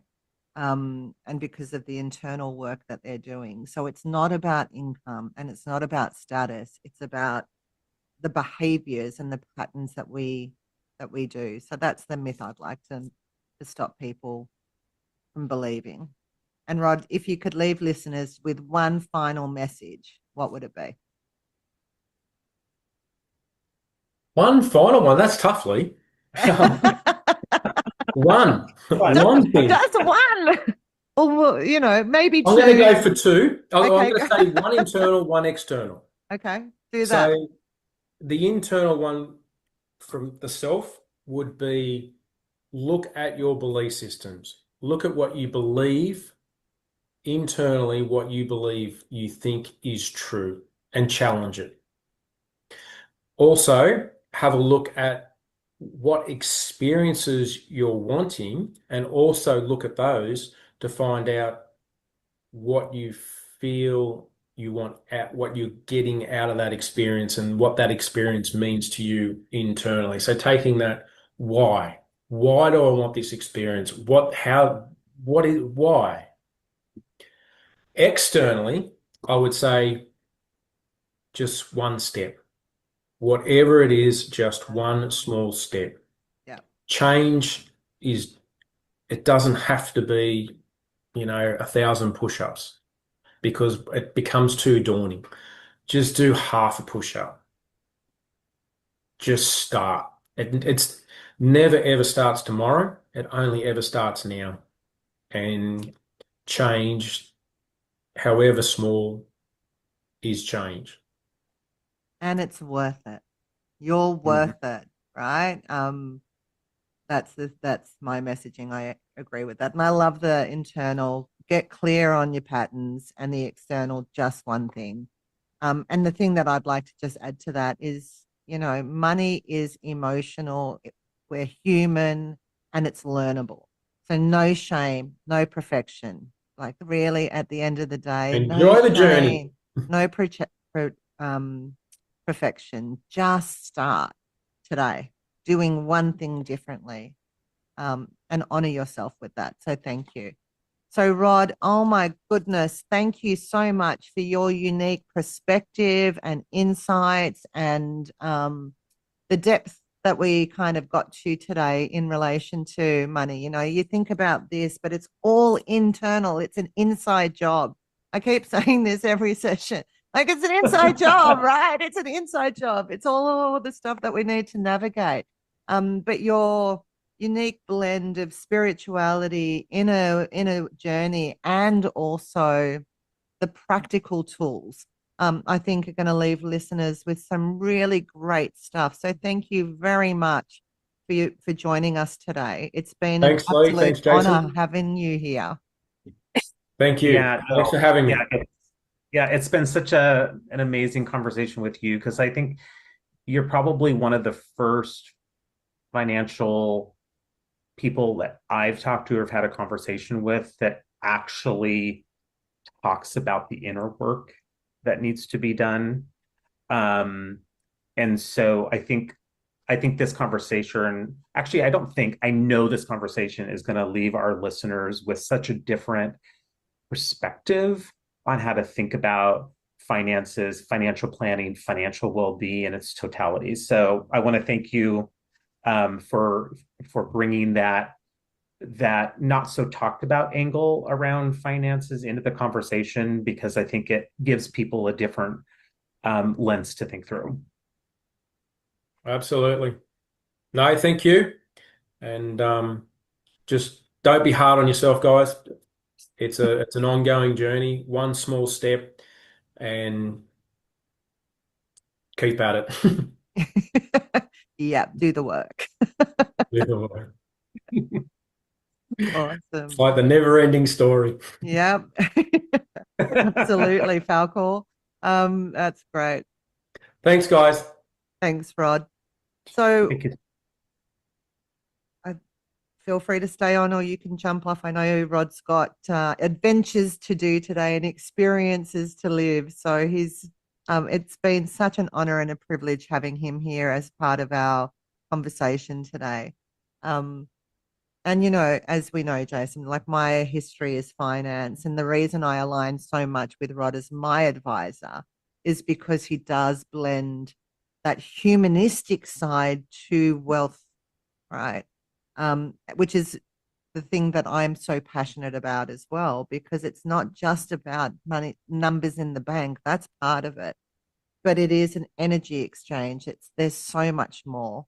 And so, as he said, and I will double click on that, find somebody find a wealth coach, or find a financial advisor, or find somebody, a friend, a mentor, but look for people who are in a better position than you.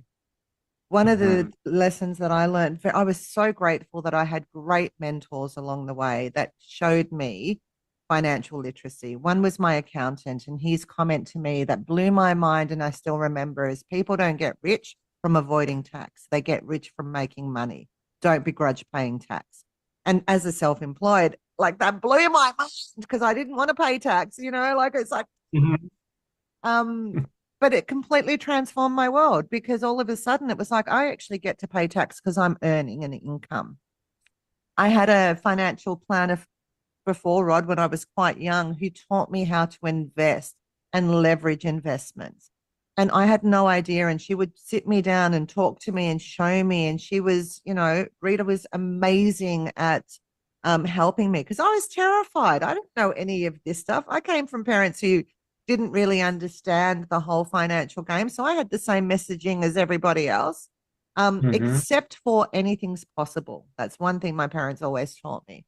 But having those mentors, having those people that you can ask questions of, lean into, and learn, clunky with your training wheels on. Who cares, right? So long as you're doing it. Absolutely, absolutely. And one thing that today's conversation really brought forth is there's since we are a global podcast, right? Cultures think different way about money too, right? And how to have conversations with it and all that. So, I would encourage in those, for those people that are listening from, outside the United States, there's many different cultures in the United States, and I'm sure in Australia as well. But it's like, you know, if there's that taboo-ness, that maybe your culture may say about, we don't talk about money, we don't, like challenge that. That's okay. And it's okay to, even if you need to venture out, and connect with somebody outside of your culture, about money, just to be able to have maybe a more relaxed conversation around it or whatever, that's okay too. But it's becoming that financial literate, even if it's at the basic level. Um, because I've seen recently, Leeanne, some individuals, some women, who have gone through some different circumstances, and they knew nothing about their finances, not even passwords into their accounts, no nothing, because it No, was nothing. all And taken care of by their partner. And I see uh, it all the time. And then through the divorce courts, I don't know about in America, but in Australia, you know, the especially if the woman has been the homemaker and the man has been the worker, even though that would have been agreed initially, then you've got this, well, I was working, she didn't have contributed, and this whole fight that has to come in and hundreds and thousands of dollars in divorce courts and um, just to get what's just and fair or whatever the case may be and no awareness, like no knowledge and no tenacity to be able to do that. And I've got lived experience in all of that. Um, and have helped many people stay out of court because court is mhm. terrible, but set themselves up. So whether it's, before they're even contemplating leaving potentially. I mean, my grandmother used to say to me, God bless her, she was, brought up in the war, so had nothing. They had the whole war mentality of, but she used to say to me something that was always really cute. She'd always say, keep a little in your bra that your husband doesn't know about. Because right, she didn't have bank accounts or any of that stuff, right? It was always, this keep a little in your bra. And whenever, she'd always pull a little bit out of her bra. Right? But that was her thing that he doesn't know about. And the reason she did that was because my grandfather was a gambler, and he would win big money, but also lose big money. And God, I Mhm. loved that man. And he was an entrepreneur and so super smart, really. So, I've learned good things from both of those people, but her tip was always just keep a little bit in your bra. And I wish women would learn to do that. Yes, okay, my husband might be controlling all of it or managing it. Let's say manage because the word control isn't nice, but really keep a little aside. If you get a pay rise, do you have to tell them straight away? And I'm not saying be dishonest. What I am saying is be responsible for Yeah, yourself. yeah. Um, because responsibility, so that self-agency will give you freedom and help you get out of bad situations if you need to. And as you can see, this is my point of, and I'm running actually programs for women, wealth-wise women, to teach them financial literacy and skills. So all the things that we've talked about today, I'm running in this program.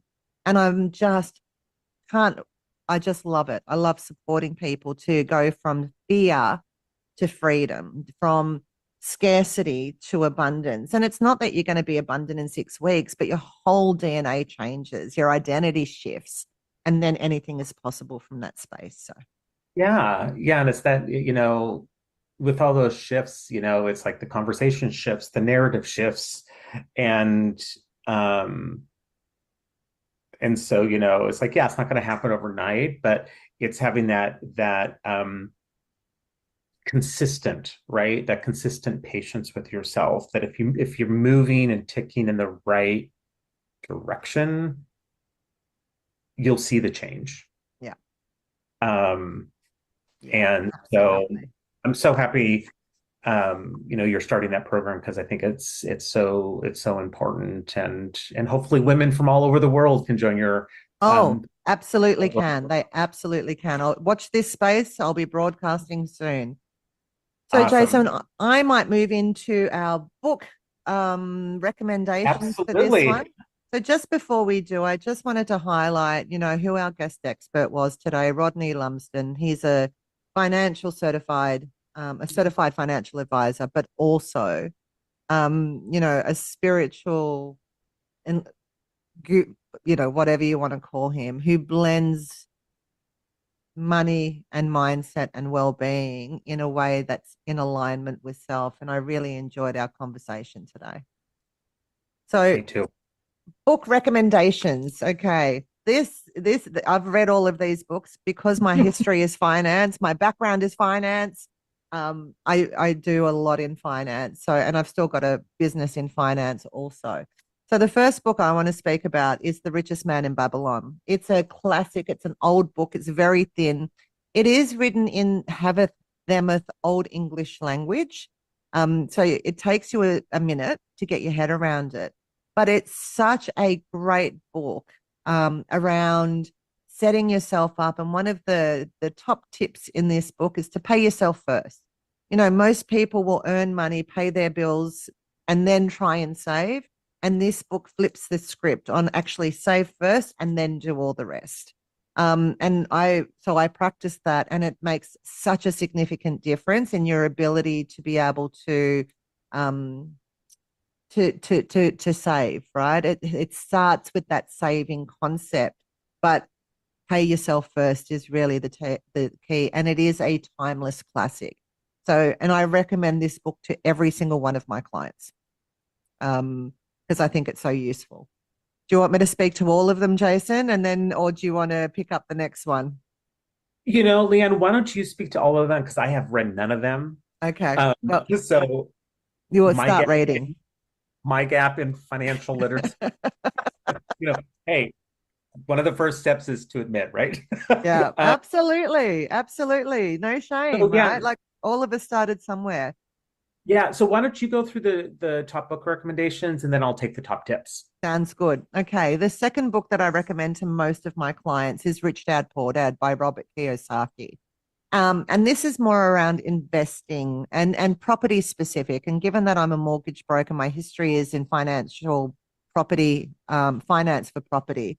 It's a really great book. And again, one of the key tips in this is, think about your home is not your asset. Your home is where you live, but you can use the equity in your home to build other assets and things, and strategies to go around that. So it shifts mindset from individual savings to more of an investor mindset. So Robert Kiyosaki, again, it's an older book. It's been around forever, but it is one that I recommend to most people to read because the concepts and the ideas and the mindset shifts that you can get from these two books are really useful. The next one that I love, just because I love Jen Shapiro, is You Are a Badass at Making Money. And she talks about, the shame and that we have associated with money and how to get out of that. So she gives you practical, funny, no nonsense information, which blends mindset, beliefs, manifestation, and practical action. And this one is really tailored towards women, I would say. It talks about your money blocks, your self-worth, your subconscious scarcity patterns, and a whole lot of other stuff where so I think it's a really good book. Anyone can read it. It's not just women, but it's kind of woman-centric, I think, in the way that it's written. So I'll just put it out there. But another really good book. And actually, Jen has a whole range of badass books. You're a badass at multiple things, but this one is around making money. So I just wanted to say that. And the fourth one is one I haven't read, but it's on my to-read book list, and it's The Psychology of Money by Morgan Housel, I think is how you pronounce it. And this book explores why people behave the way they do with money. So with fear, ego, risk management, comparison, and how to rewrite those patterns. So I think it's deeply human. I've been told that it's brilliantly simple, but packed with insights and tips that you can work through. So, like I say, this is the only one that I haven't read yet, but I intend to, because I love sharing resources with people, and oftentimes, especially around money. So the more I can share that, the better it is. So that's that. Question for you. Yes. With book recommendations. So if no one has read any of them, like me, but I feel like I have a decent a decent knowledge on money Mm-hmm. or financial literacy. Is there one of these books that you would say would be the first one to read? Um, oh, it's a really interesting one. Well, I can't speak to the last one because I haven't read it yet. I think for the majority of, think Rich Dad Poor Dad is a really good book. So if you've got a little bit of nous and you're not bad at savings, then Rich Dad Poor Dad. If you're not good at savings and you're living from paycheck to paycheck, and um, then I would say The Richest Man in Babylon. Got it. Yeah. Awesome. Yeah. Yeah, so hopefully that'll help some of our viewers out there. Because that's the one thing to get around like money, or like it's like, well, which resource do I read first? Yeah. So it depends. Like if you've got a little bit of finesse and you've got, a little bit of money behind you, or you understand a bit, then, shifting from an individual to an investor mindset could be the strategy to take you to your next level. But if you're kind of not in that state and you are just living from paycheck to paycheck, which many, many people are. So again, no shame. I was in that state. Where I was living paycheck to paycheck, not having not even a cent in my bank. So if my car broke down or anything happened, it was crisis. So I understand that. And The Richest Man in Babylon is a fantastic book to shift that. Nice. Yeah. Awesome. Thank you for your wisdom around that. Pleasure. All right. Top tips, over to you. Okay, so our 3 top tips for this week on financial well-being is, the first one is have a weekly money date.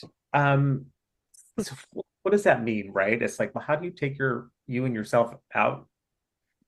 money out on a date, right? So a practical tip around that is to set aside just 20 to 30 minutes each week. We all have that in our schedule. 20 to 30 minutes each week to check on your money, but without judgment and without that narrative going on in your mind, right? Whether it's fear, ego, greed, whatever, right? Just set aside 20 to 30 minutes each week without judgment, because when you do that, the clarity that you can get creates calm for the nervous system. It also helps to reduce stress and to build confidence. So when we were talking about that awareness piece at many different facets of our conversation today, that awareness can be let in, and you can have more clarity around what's going on with my money. Is it in a good space? Is it in a medium space? Is it in a not so good space? But being able to do that without that judgment and that calm and clarity is amazing on giving yourself that 20 to 30 minutes of complete awareness and peeking into the growth mindset around your money. Can I just add to that? Yeah. You could also use that time to learn something new. Mm-hmm. So go on a date with your money or learn something new. Mm-hmm. Read a page or two in one of the books that Leeanne went over, or read a quick article, watch a YouTube video. I mean, there's so many resources out there. It's just versus when we think about like our grandparents or great grandparents who didn't have the plethora of resources at our fingertips like we do these days. And secondly is to shift from limitation to intention. So instead of I can't afford that, try, is this aligned with my priorities, or is this aligned with my purpose? It's amazing how much clarity and kind of the difference on, yeah, you know what, this isn't aligned with my purpose or my priorities. So no, I'm not going to spend the money on that, or this purchase is, right? Or the question of how can I make this happen for myself?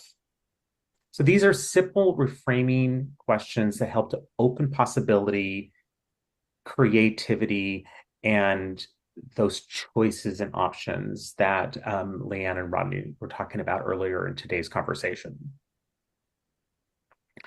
And the last tip is to start with one small habit, like a $10 transfer, a tiny buffer, keeping a little bit in your bra, um, you know, a debt plan, a micro savings goal. I mean, and also too, there's like so many apps out there, right? There's so many apps, investing apps, and I mean, do your research, right? Make sure you're not walking into a scam or anything like that. But do your research with that money date thing, right? That's also a time you could do research on like, you know what, like I've been wanting to do this money app, this money investing. I only have $20 a week that I can invest. Take the time to research the app that's best for you. Because these small, consistent habits create that momentum, right? And I think you might have said this earlier, or in some way, Leeanne, is that momentum creates freedom And confidence. and confidence. Yeah. And, consistency is one of the only words in the dictionary that actually helps you to produce results, consistent results. So hopefully these habits around a money date, um, intention, and creating small habits will help you as we're graduating towards the end of the year and looking forward to the new year of 2026. Yeah. Yeah, It's one small thing. That's it. One small thing. absolutely.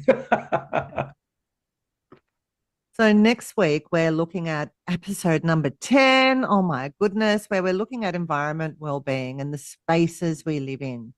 So supporting ourselves and our world as best as we can. So I look forward to a deep dive into that next week. Same time, same place, 2:30 USA Eastern. You're Eastern, I can never remember that. And Sydney time is 9:30 Australian Daylight Savings Time. So yours says PST, Jason. It says it on there. I should have just looked. PST because it says it. But anyway, you normally do this slide, so you're so it rolls off your tongue. And today I'm struggling a little bit. Anyway, Yeah, no worries. that's And I just can't believe that we're already going to be in the first week of December. I So know. so I yeah, so know. I think today's conversation was very timely as we move into the holiday season, end of year, new year, New year, and new you, right? Start afresh. Not an absolutely, not resolutions that end in 6 weeks or 6 days, right? But actually a commitment to yourself, I think is especially when it comes to the energy exchange of finance, because it's so important. absolutely, absolutely.